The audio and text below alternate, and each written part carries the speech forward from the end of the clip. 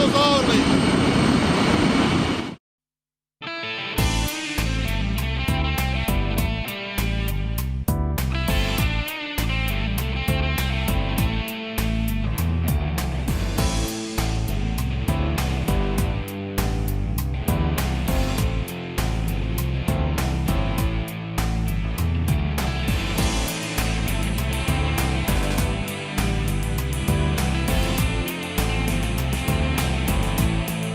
We were given the task of doing some planning for the building of this Syncrude emission reduction project.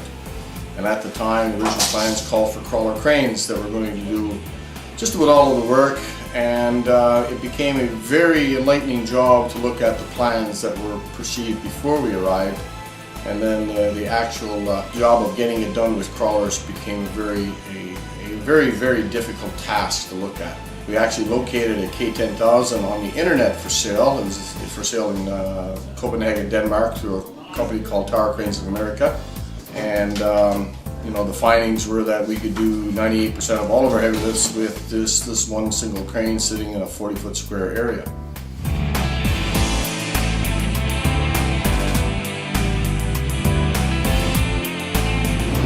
Welcome back to the Crawl 10,000. We're about 3 years after we put it all together. Here we are back in base plant Syncrude to dismantle the world's biggest tower crane, wrap it up, put it back in the box. About a 15-man crew, taking it apart as carefully and precisely as we put it up. Equipment down below, assist cranes, support crew.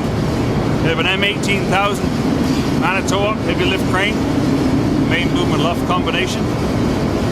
An LR 1300 SX boom, Liebherr, main boom and luff combination again, and LR 1200 Liebherr, main boom and luff, ready for man-basket work. Tip of the crane is still 427 feet, so we need to be able to get up and over the top of that. But we're going to take a few extra pieces off to send them down, but on the whole, everything's the same.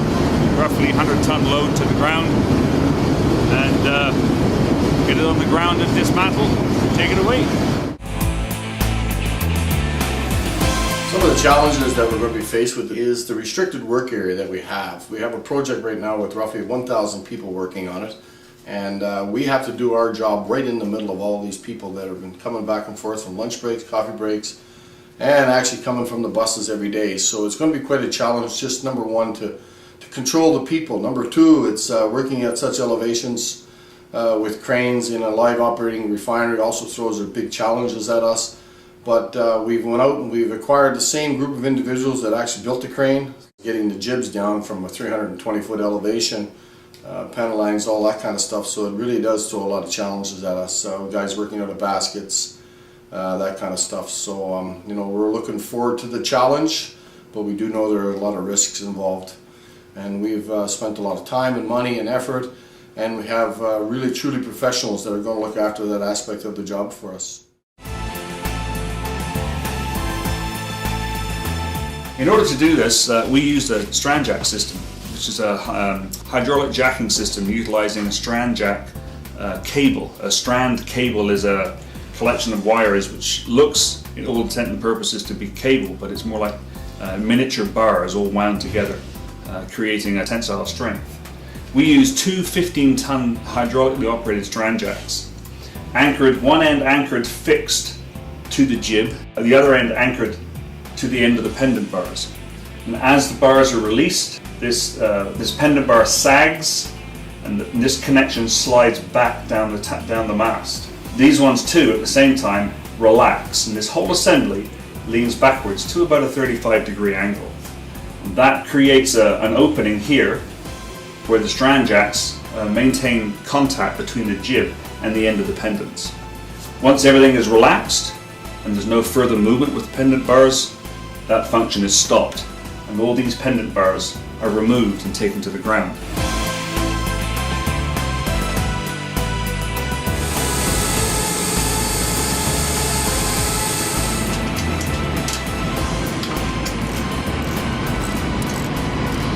There she is, folks. The first bolt. How do you feel about removing that first bolt, Chico? Are you excited? What were you thinking? Yeah, this is really...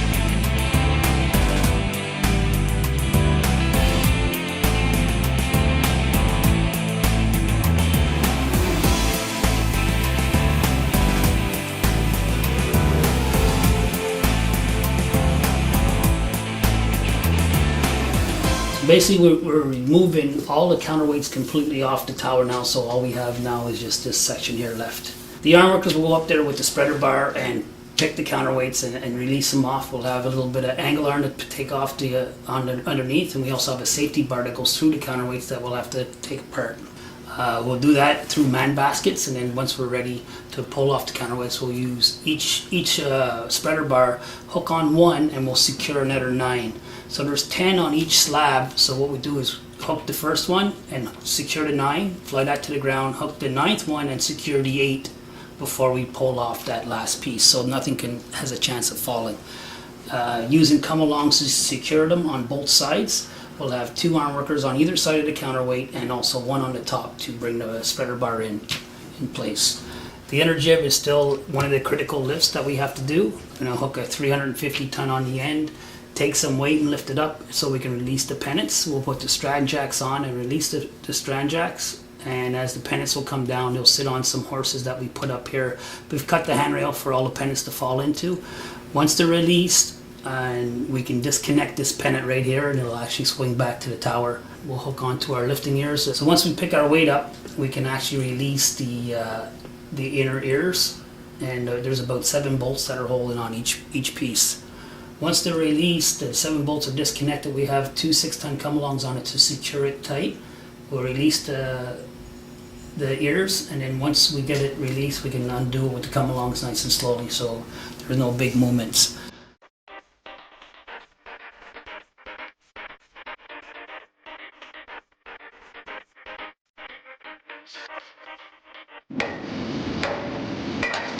Here we are executing the last of the strand jack releases.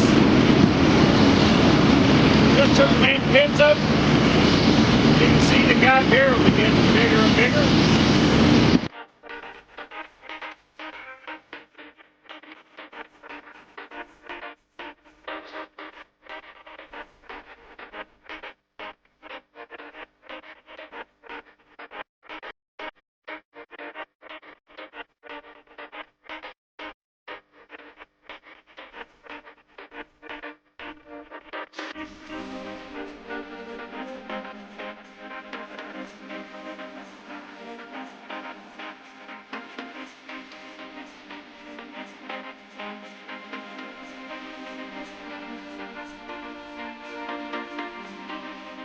We were asked when they started putting the crane together to develop some plans because there was quite a difference to what we're used to dealing with. So we put some contingency plans in place to, in the event that somebody got hurt, we'd have an idea of what we're doing, preset plans to work from. Because of the height we're not used to working at, we have to, so we came up with some plans, we tested them. When we put it up, we did a mock rescue ray from height, from the jib level at the 330 foot mark. This time we did an evacuation where we did a rappel from the 330 foot mark just to see if the systems and the plans we had would actually work, and we found out they worked very, very well.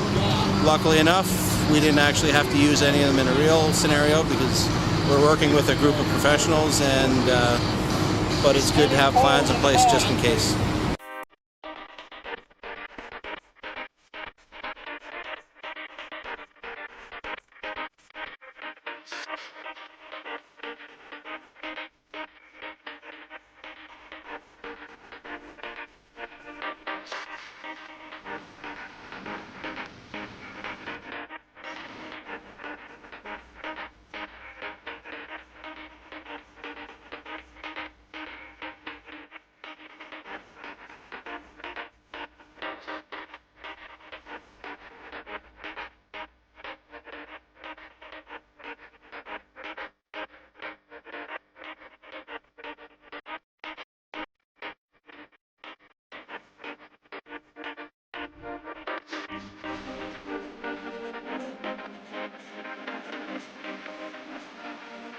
Here we are, Saturday morning. We just brought down the main jib frame.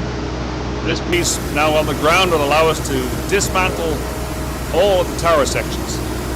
We can now pick them up, set them on top, bolt them into place temporarily, and dismantle them piece by piece, load them onto a truck, remove them from site. This is a major milestone for us because it now allows us to dismantle and remove the rest of the tower, another 8 sections of tower.